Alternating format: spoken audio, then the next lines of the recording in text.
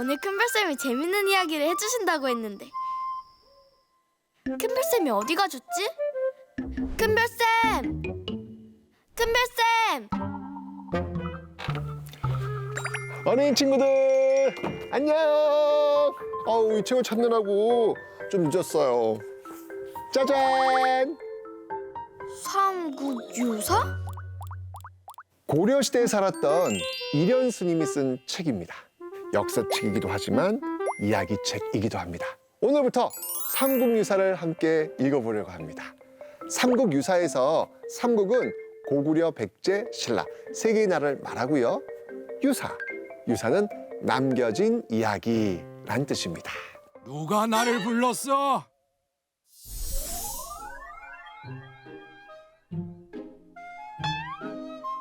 내가 바로 이련이야. 이야기를 모으고 모아 삼국유사를 썼단다.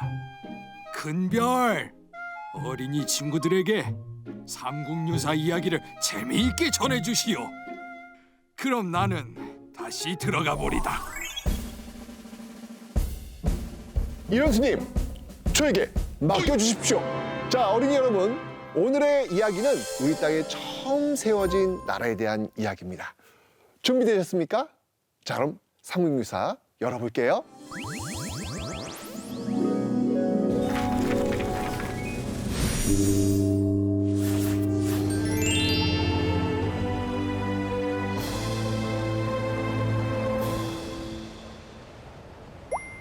하늘을 다스리는 임금 환인에게는 환웅이라는 아들이 있었어요.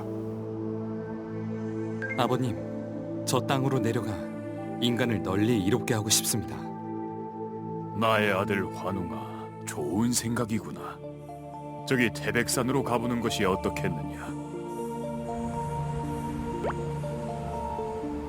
정말 아름다운 곳입니다, 아버님. 너에게 하늘의 징표인 청동거울, 청동칼, 청동방울을 주겠다. 인간 세상을 잘 다스려 보거라.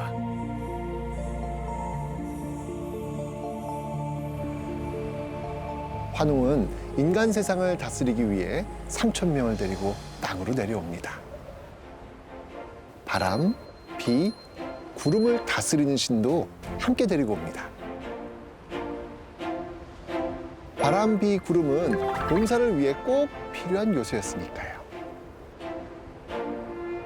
환웅은 사람들 사이에서 발생하는 옳고 그른 일을 가리고 죄를 지은 사람은 벌을 주면서 인간 세상을 잘 다스렸지요. 그러던 어느 날 곰과 호랑이가 환웅을 찾아옵니다.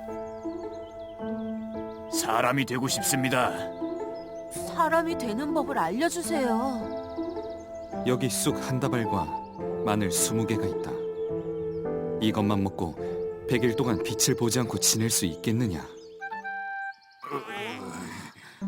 잘 견뎌낸다면 사람이 될 수 있을 것이니라.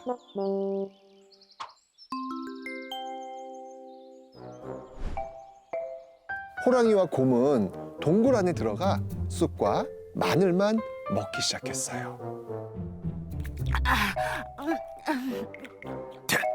아우, 정말 맛이 없다. 왜?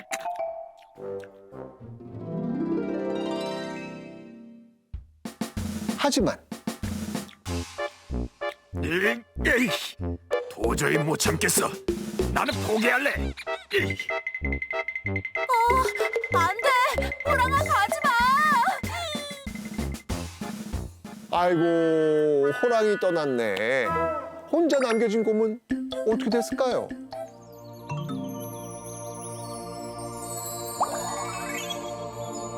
드디어 사람이 되었어.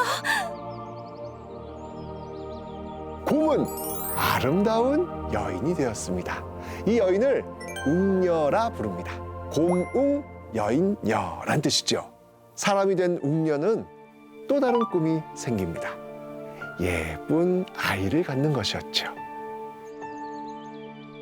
비나이다, 비나이다. 저도 다른 사람들처럼 아기를 낳고 싶습니다.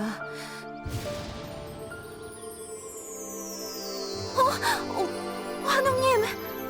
웅녀, 나와 결혼해 주겠소? 좋아요. 마침내 환웅과 웅녀는 결혼을 하여 어여쁜 아기를 낳았답니다. 이 아기가 바로 단군 왕검입니다.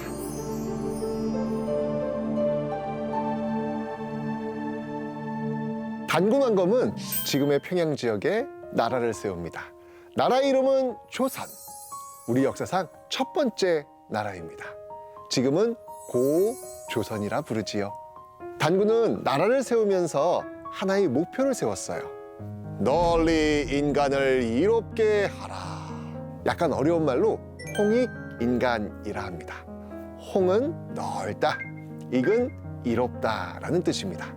단군 왕검은 고조선을 잘 다스리다가 1908세가 되던 해 산신이 되어 떠납니다. 에? 사람이 그렇게 오래 살 수가 있어요? 글쎄요, 사람이 아니었을까요? 역사학자들은 단군 왕검이 한 명이 아니라 여러 명일 것이라 추측을 합니다. 나라를 다스리던 지도자를 부르는 말이 단군 왕검이었고, 여러 명의 단군 왕검이 1000년 넘게 고조선을 다스렸다는 것이지요. 단군 왕검에서 단군은 비나이다, 비나이다 하면서 제사를 지내는 제사장을 말하고요. 왕검은 백성을 정치적으로 다스리는 지도자를 말합니다. 지금은 종교와 정치를 하는 사람이 따로 있잖아요. 옛날엔 종교와 정치는 떼래야 뗄 수 없는 영역이었습니다. 농사가 잘 되려면 날씨가 매우 중요했는데 과학이 발전하기 전에는 날씨를 미리 알고 대비하기가 어려웠거든요. 옛날 사람들은 비를 내려주세요, 비를 멈춰주세요 라고 하늘에 빌 수밖에 없었겠죠. 이 때문에 나라를 다스리는 지도자에게 제사는 매우 중요한 일이었습니다. 강화도 만이산에 가면 참성단이라는 곳이 있거든요. 이 참성단에서 단군은 하늘에 제사를 지냈다고 합니다. 단군이 정말 하늘을 다스리는 임금의 손자예요? 단군이 진짜 하늘의 후손이었는지는 사실 중요하지 않아요. 왜 하늘의 후손이어야 했는가가 중요하겠죠. 당시엔 지배자의 신성함을 강조해야 했기 때문입니다. 지도자가 대단하고 멋져야 백성이 믿고 따를 테니까요. 그래서 신비로운 이야기, 신화를 만듭니다. 하늘에서 온 환웅은 다른 지역에서 온 외부 세력으로 볼 수 있고요. 호랑이와 곰은 원래 이 땅에 살던 토착 세력이라고 볼 수 있겠죠. 호랑이가 아닌 곰만 사람이 되었다. 이것은 호랑이를 숭배하던 세력은 권력 싸움에서 쫓겨났고 곰을 숭배하던 세력이 승리했다라는 것을 의미하겠죠. 환웅과 웅녀의 결혼은 이 외부 세력과 토착 세력이 힘을 합쳤다는 뜻입니다. 그 동맹의 결과가 단군 왕검이 되는 것이죠. 고조선은 청동이 문화를 가지고 있었습니다. 청동으로 물건을 만들었던 문화를 청동기 문화라고 하지요. 고조선 사람들은요, 비파란 악기의 모양을 따서 청동검을 만들었고요. 고조선의 비파형 동검은 중국의 청동검과는 모양이 달랐습니다. 그래서 고조선만의 유물이다라고 볼 수 있겠죠. 고조선 사람들은요, 탁자 모양의 고인돌을 만들었습니다. 탁자식 고인돌도 고조선을 상징하는 유물입니다. 비파형 동검과 탁자식 고인돌이 발견된 곳을 이렇게 점으로 딱 찍어보면요, 고조선의 문화 범위구나라는 것을 추측해 볼 수 있습니다. 고조선은 체계적인 질서를 갖춘 사회였습니다. 백성이 지켜야 할 법이 있었거든요. 8개의 법이 있었는데요. 지금은 그중 3개만 전해지고 있습니다. 자, 어떤 내용인지 살펴보죠. 사람을 죽인 자는 사형에 처한다. 도둑질을 한 자는 노비로 삼고 용서받으려면 돈을 내야 한다. 남을 다치게 한 자는 곡식으로 갚는다. 자, 이 법을 통해서 우리 고조선 사회를 한번 상상해 볼까요? 사람을 죽이면 가장 무서운 벌을 받네요. 생명을 중요하게 생각했나 봐요. 맞아요. 도둑이 있다는 건 각자의 재산이 있었다는 뜻이겠죠. 도둑질을 하면 노비가 된다는 부분에서 신분 계급이 있었구나 라는 사실도 알 수 있네요. 곡식 이야기가 나오는 걸로 봐선 농사를 지었다는 점도 알 수 있어요. 우리 역사를 이야기할 때 흔히 5,000년 역사, 반만년 역사라고 하는데 고조선 건국부터 시간을 세어보면 약 5,000년이 되기 때문입니다. 세계사를 통틀어 봐도요, 이렇게 긴 역사는 흔치 않아요. 우리 역사에서 단군이 얼마나 중요한 사람인지 아시겠죠? 우리 역사의 시작, 단군 왕검. 이 단군이 처음 등장하는 역사책이 바로 삼국유사입니다.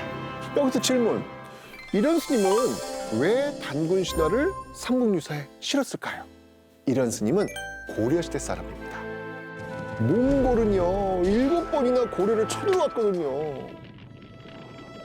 수많은 고려인들이 목숨을 잃었고요, 삶의 터전은 망가졌어요. 당시 고려엔 슬픔과 절망이 가득했습니다. 이때 이런 스님이 결심합니다. 고려 사람들에게 힘을 줘야 해. 우리가 얼마나 대단한 민족인지 깨달으면 다시 일어설 수 있다고 믿었던 것이죠. 수많은 역사 기록을 모으고 또 모읍니다. 사람들의 입에서 입으로 전해지는 이야기도 모으고 또 모읍니다. 따단! 바로 삼국유사입니다. 우리는 하늘의 후손이다. 우리가 이렇게 대단한 역사를 갖고 있다. 자신감이 뿜뿜 솟구쳤겠죠. 삼국유사 기대되죠? 네! 그럼 다음 시간에 또 만나요. 안녕!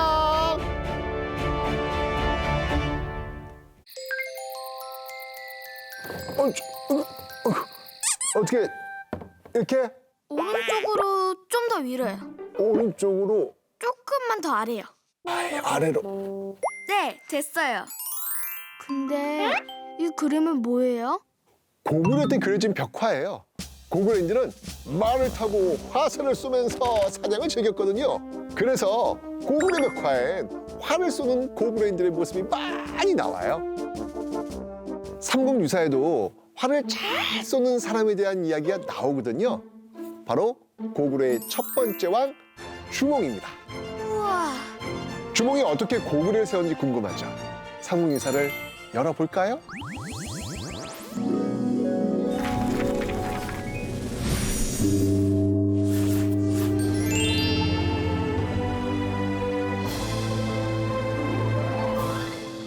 동부여를 다스리는 금화왕이 강가를 지나고 있었습니다.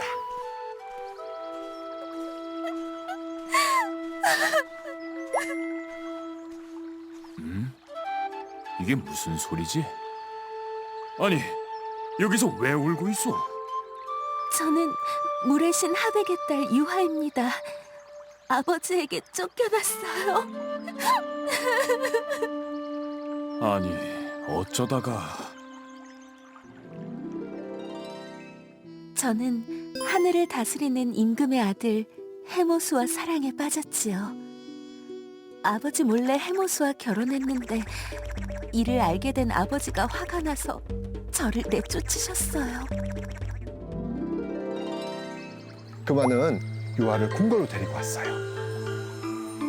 그러던 어느 날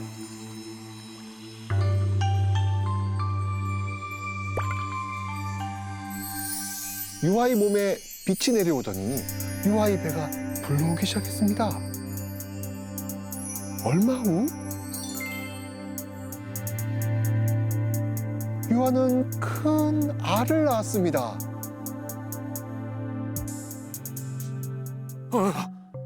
사람이 알을 낳다니 해괴한 일이로다. 이 알을 당장 내다 버려라.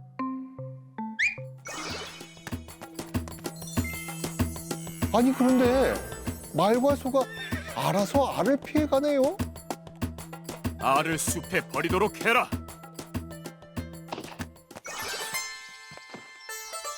이번엔 새와 짐승들이 알을 포근히 품어주었습니다. 알을 깨보려 해도 끝도 없었죠.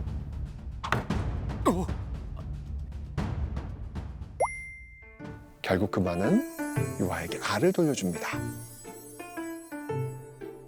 얼마 후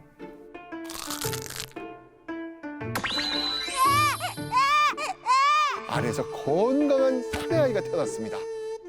무럭무럭 자라나는 아이는요, 활을 아주 잘 쐈어요. 활을 쏠 때마다 백발백중. 사람들은 아이를 주몽이라 불렀습니다. 부여 사람들은 활을 잘 쏘는 사람을 주몽이라고 불렀거든요. 이렇게 잘난 주몽을 시기하는 사람이 있었으니 바로 금화의 첫째 아들 대소였습니다. 주몽 저 자식이 내 자리를 위협할 것 같아. 주몽을 처리하자. 형님들이 날 죽이려고 해. 이곳을 떠나야 할 때가 왔군. 주몽을 잡아라. 무슨 수로 이 강을 건너겠느냐? 주몽, 넌 이제 끝이다. 나는 하늘을 다스리는 임금의 손자이자 강이신 하백의 손자다. 내가 지금 위험에 처해 있으니 어찌하면 좋겠는가? 바로 그때 놀라운 일이 일어납니다. 물고기와 자라들이 다리를 만들어주네요. 주몽님, 저희를 밟고 건너가세요. 물고기와 자라의 도움으로 무사히 도망친 주몽. 주몽은 졸본에 새로운 나라를 세웁니다.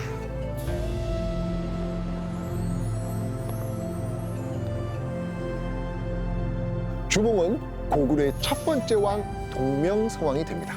삼국유사에 따르면 당시 주몽의 나이는 12살이었다고 하네요. 초등학교 5학년이 나라를 세웠다고요? 놀랍죠? 고구려를 세울 때 주몽의 나이에 대해선 의견이 좀 나뉘어요. 22살이라는 기록도 있거든요. 뭐 몇 살이든 나라를 세웠다는 것 자체가 대단한 일이 아닙니까? 고구려는 높은 성이란 뜻입니다. 주몽은 오녀산 위에 성을 쌓고 이곳을 고구려의 도읍으로 정하죠. 고구려의 도읍이었던 오녀산성의 흔적은 2000년이 지난 지금까지 남아있어요. 주몽 신화가 사실일까요? 현재의 눈으로 보면 믿기 어렵죠. 2000년 전 사람들의 시선으로 봐야 됩니다. 지난 시간 단군 신화 이야기하면서 신화에 대한 이야기를 했는데 기억나요?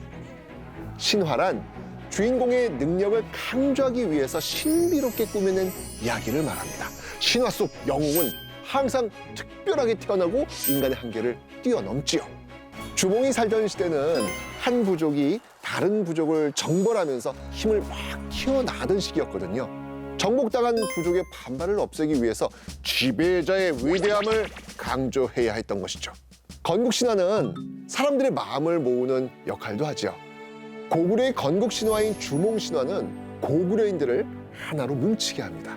고구려에서는 매년 10월이 되면 동맹이라 불리는 제사를 지냈거든요. 주몽과 주몽의 어머니 유화 부인을 위한 제사였습니다. 풍년이 되기를 빌고 풍성한 수확을 주신 하늘에 감사함을 전했죠. 그래서 동맹은 고구려의 매우 큰 행사였습니다. 고구려인들은 제사를 지낸 후 밤새 춤과 노래를 즐겼다고 하네요. 동맹을 통해 고구려인들은 끈끈해졌겠죠. 와, 우리는 모두 주몽의 후손이야. 와우! 이러면서 말이죠. 주몽 신화는 광개토 대왕릉비에도 기록되어 있습니다. 광개토 대왕은 고구려의 19번째 왕인데요. 고구려를 강한 나라로 만든 왕이죠. 이 광개토 대왕의 업적을 새긴 비석이 바로 광개토 대왕릉비입니다. 비석 첫 부분에 고구려의 시작인 주몽 신화가 담겨 있습니다. 주몽의 아버지는 하늘의 아들이고 어머니는 하백의 딸이다. 주몽은 고구려를 다스리다가 황룡을 타고 하늘로 올라갔다. 주몽에 대해 기록한 이유는 뭘까요? 자랑하려고요. 주몽이 하늘의 후손이고 광개토 대왕의 위대함은 주몽에서부터 이어졌음을 알리고 싶었던 겁니다. 이것 봐, 우리 하늘의 후손이야.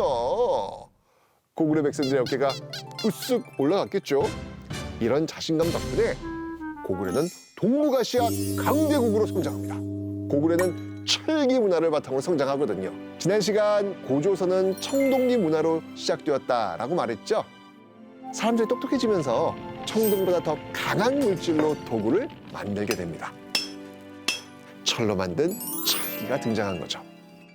고구려는 우수한 철기 문화를 바탕으로 군사, 강국으로 성장합니다. 철기 무기로 무장한 고구려군은 북쪽의 여러 나라를 정복하죠. 광개토대왕의 아들 장수왕은요, 남쪽으로 한강 유역을 모두 차지하기도 합니다. 주변 나라를 벌벌 떨게 할 정도로 고구려의 위상은 대단했죠. 중국 대륙을 통일한 수나라와 당나라는 고구려를 정복하려 했지만 모두 실패합니다. 우와. 대단하죠? 주몽이 세운 고구려는 우리 역사의 자랑입니다. 삼국유사를 쓴 이련 스님도 주몽 신화를 통해 우리가 자부심을 갖기를 바랬습니다. 어때요? 어깨 좀 올라갑니까? 네. 자, 그럼 그 어깨 그대로 올린 채로 인사하지요. 안녕. 오, 누가 달걀 가져다 놨지? 아까 왜 마침 배고팠는데 이거 달걀 쪄서 먹어야 되겠는데? 우리 어린 친구들도 달걀 한번 먹어볼래요? 네. 아, 맞다. 달걀 먹기 전에 질문 하나 할게요. 이 달걀은 누가 낳았죠? 닭이요. 네, 보통은 새들이 알을 낳죠. 그리고 알에선 아기 새가 나오고요. 그런데 알에서 사람이 나올 수도 있어요. 네? 2000년 전 아주 먼 옛날 알에서 아기가 태어납니다. 그리고 이 아기가 나라까지 세우죠. 네? 궁금하죠? 삼국유사 열어볼게요. 옛날에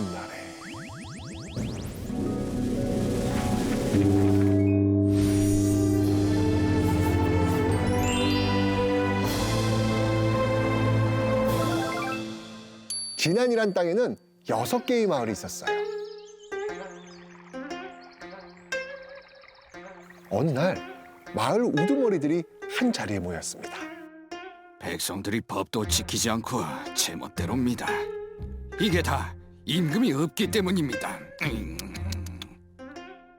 덕이 있는 사람을 찾아 임금으로 모셔야 합니다.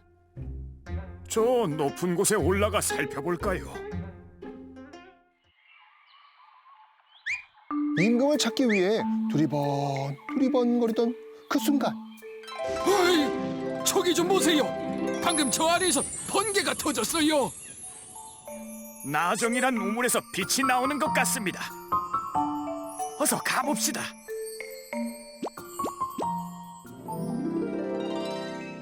나정 앞에 가보니 알 하나가 있었어요.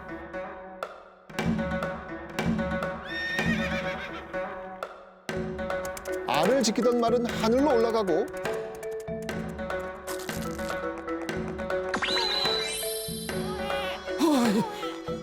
이럴 수가. 우선 이 아이를 씻겨야겠습니다. 아이를 씻기자 바로 그때 빛이 뿜어져 나오네요. 이 아이는 하늘이 우리에게 보내주신 임금입니다. 우리에게도 임금이 생겼다. 알에서 나온 아이는 혁거세란 이름을 갖게 됩니다. 세상을 밝게 다스린다라는 뜻인데요. 박처럼 둥근 알에서 태어났기에 박이라고 성을 붙였죠. 바로 박혁거세.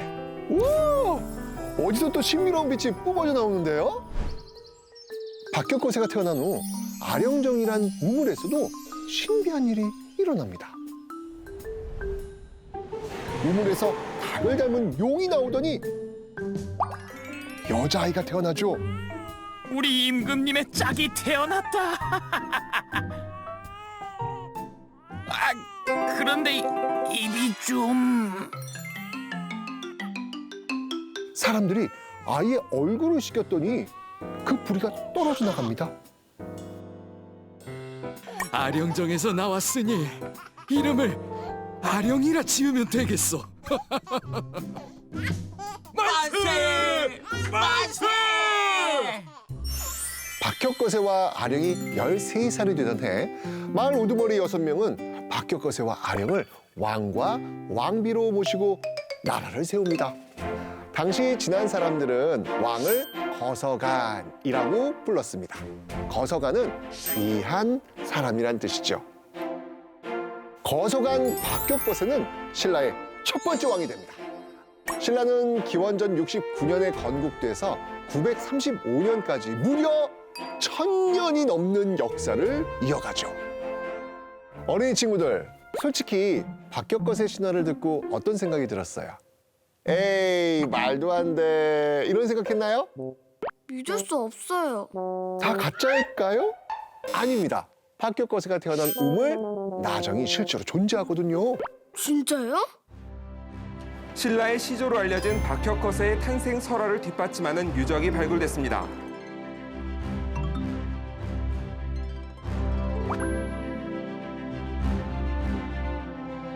나정 근처에는 아령이 태어난 아령정도 있습니다. 경주에 가면 상상 속의 박혁거세 신화가 눈앞에 쫙 펼쳐질 겁니다. 결코 허무맹랑한 이야기 아니라는 것이죠. 박혁거세 신화로 다시 돌아와 보죠.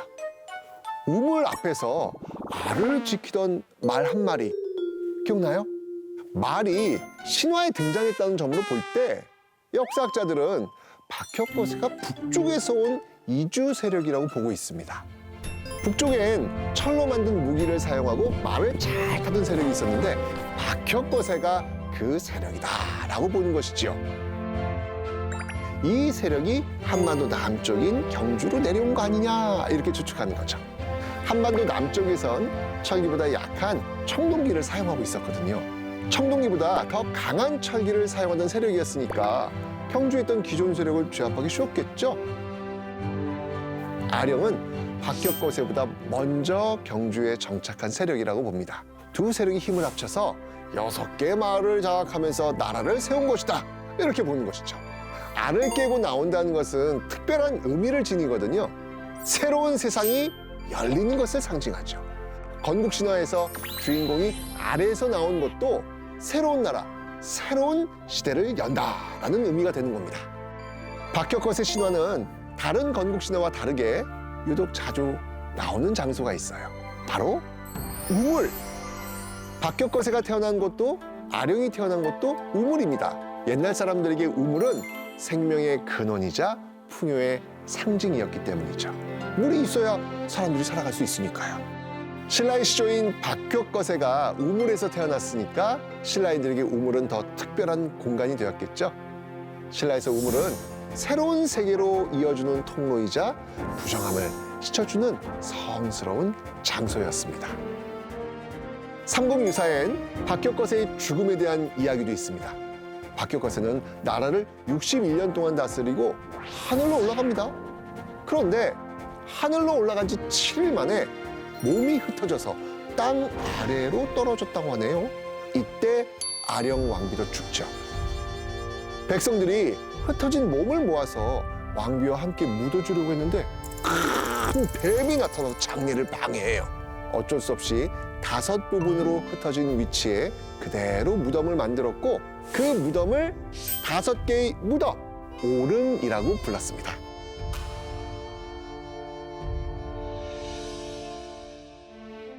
삼국유사보다 이전에 쓰인 역사책인 삼국사기에는 이 오릉이 박혁거세 외에 3명의 왕과 아령 왕비의 무덤이다 이렇게 나와 있습니다. 기회가 된다면 경주에 가서 박혁거세와 관련된 곳을 한번 방문해 보세요. 역사는 우리 가까이 있답니다. 그럼 안녕. 울루루 자 돗자리도 넣고 컵도 넣고 도시락은 내일 챙겨야 되겠다. 이야. 큰별쌤, 뭐 하세요? 어린이 친구들 안녕. 내일 한강으로 나들이 가려고 준비 중이에요. 와, 신난다. 저도 어제 한강 다녀왔어요. 한강 정말 좋죠. 한강 주변에 공원도 있고 한강 위에서 유람선을 타고 서울을 구경할 수도 있고 나들이를 즐기는 사람들로 북적대잖아요. 옛날부터 한강은요 매우 중요한 곳이었습니다. 농사를 짓기 위해선 한강처럼 큰 강이 필요했거든요. 고구려 백제 신라가 치열하게 경쟁하던 삼국시대엔 서로 이 한강 주변 땅을 차지하려고 끝없이 경쟁하거든요. 오늘은 한강을 처음으로 차지한 나라에 대해서 이야기해 볼까 합니다. 지난 시간에 주몽에 대한 이야기를 했는데 기억해요? 오늘 이야기는 주몽이 고구려를 세운 바로 그때부터 시작됩니다.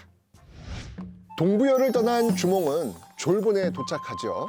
졸본 지역을 다스리는 왕의 딸과 결혼을 합니다. 주몽은 그 졸본을 기반으로 점차 힘을 키워나갔고 고구려를 세웁니다. 자, 이때 주몽에겐 두 아들이 있었어요. 첫째는 비류, 둘째는 온조입니다. 어느 날 한 청년이 고구려를 찾아오네요. 주몽이 동부여에서 낳은 아들 유리였습니다. 주몽은 그 유리를 태자로 정합니다. 주몽의 결정에 크게 실망한 비류와 온조. 비류와 온조는 고구려를 떠나기로 결정하죠. 새로운 나라 세우자 목표를 정하고 남쪽으로 향합니다. 신하 10명과 백성들이 비류와 온조를 따랐는데요. 과연 비류와 온조는 나라를 세울 수 있을까요?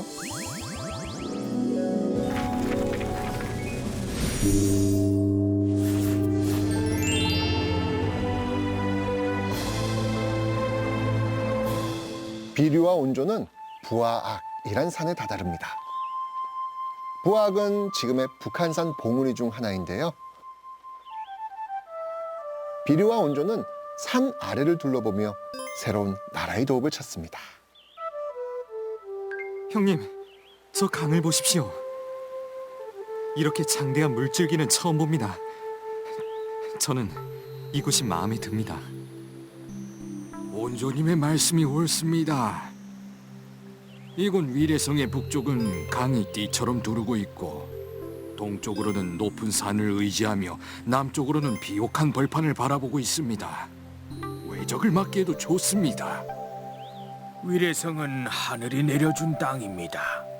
이곳을 도읍으로 정하면 어떻겠습니까? 큰 강을 끼고 있고 비옥한 땅이 있으니 백성이 농사를 짓기 좋을 것입니다. 온조야, 우리가 헤어질 때가 온 것 같구나. 나는 바다를 향해 가겠다. 비류와 일부 백성들은 다시 길을 떠납니다. 온조는 위례성에 남아 나라를 세우지요. 나라의 이름은 십제. 10명의 신하가 따른다는 뜻입니다. 한편 비류는 바다와 인접한 미추홀에 나라를 세웁니다. 미추홀은 현재 인천에 있는 곳입니다.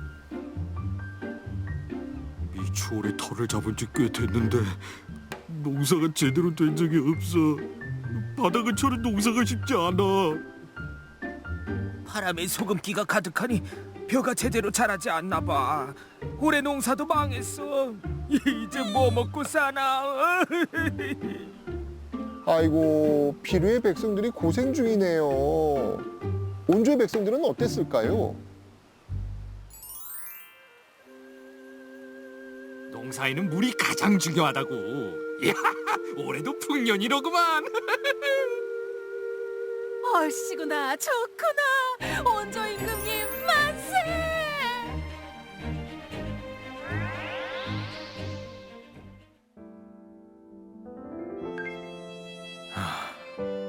내가 참으로 어리석었어. 나의 선택 때문에 우리 백성들이 고통받는구나. 비류는 자신의 선택을 후회합니다. 비류는 시름시름 앓다가 결국 세상을 떠납니다. 비류가 죽은 후 비류를 따르던 신하와 백성은 온조가 있는 위례성으로 돌아옵니다. 이제부터 너희들은 나의 백성이다. 만세! 만세! 온조는 수많은 백성이 기뻐하는 모습을 보고 나라 이름을 백제로 바꿉니다. 백제, 그 찬란한 역사의 시작이었습니다. 기원전 18년 온조가 세운 나라 백제. 백제는 무려 600여 년의 역사를 이어가죠. 475년 문조왕이 공주로 도읍을 옮길 때까지 서울은 500년 가까이 백제의 도읍지였습니다. 당시엔 서울을 한성이라고 불렀어요. 백제의 도읍이 한성이었던 이 500여 년의 시기를 한성백제다 이렇게 부릅니다. 풍납토성은 한성 백제 시기에 세워진 성인데요. 한성 시기의 기록은 매우 적기 때문에 이런 유적지를 살펴보는 것이 중요합니다. 자, 풍납토성의 규모를 한번 살펴볼까요? 풍납토성은 아파트 5층 정도의 높이입니다. 당시 기준으로 보면 엄청 거대한 성이었어요. 이렇게 큰 규모의 성을 지은 걸 보면 백제가 강한 나라였음을 알 수 있겠죠? 당시엔 배를 타고 외국과 교육을 했거든요. 풍납토성은 한강을 끼고 있었기에 다른 나라와 활발하게 교류할 수 있었습니다. 풍납토성에는 중국에서 만든 질그릇이 많이 나왔는데요. 백제가 중국과 활발하게 교류했음을 알려주고 있죠. 한강 덕분에 백제가 발전했군요. 네, 맞아요. 이 때문에 고구려, 백제, 신라, 삼국은 서로 한강을 갖기 위해서 아주 숱한 전쟁을 벌입니다. 한강을 차지한 시기를 각 나라의 전성기라고 볼 정도로 한강은 중요한 장소였습니다. 그러던 어느 날 백제는 한강을 떠나게 됩니다. 고구려 장수왕이 백제를 쳐들어와 한성을 차지했거든요. 백제는 한성을 떠나 웅진, 지금의 공주 지역으로 도읍을 옮기죠. 한성 시대가 막을 내리고 웅진 시대가 열리게 됩니다. 백제는 위기를 맞이했지만 꿋꿋하게 자신만의 역사를 이어갑니다.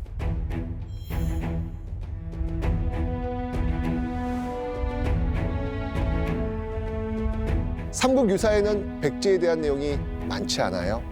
삼국유사에 소개된 내용은 아니지만 백제를 이야기할 때 보여주고 싶은 보물이 있습니다. 짜잔! 칠지도입니다. 칠지도가 뭐예요? 백제 근초고왕 시기 백제가 일본에게 하산칼이죠. 백제와 일본의 교류를 상징하는 보물입니다. 아까도 말했지만 백제는 외국과 활발하게 교류했거든요. 특히 이웃나라 일본에 끼친 영향이 매우 컸습니다. 백제는 일본의 선진 기술과 문화를 전해주었는데요. 일본은 철을 만드는 기술이 부족했기 때문에 백제로부터 철을 수입했습니다. 칠지도를 보면 당시 백제의 철제 기술이 얼마나 뛰어났는지 알 수 있죠. 칠지도는 일본의 이소노카미 신궁에 보관 중입니다. 일본에선 이 칠지도를 국보로 정할 정도로 소중하게 생각하죠. 자, 오늘 이야기는 여기까지. 다음에 또 만나요.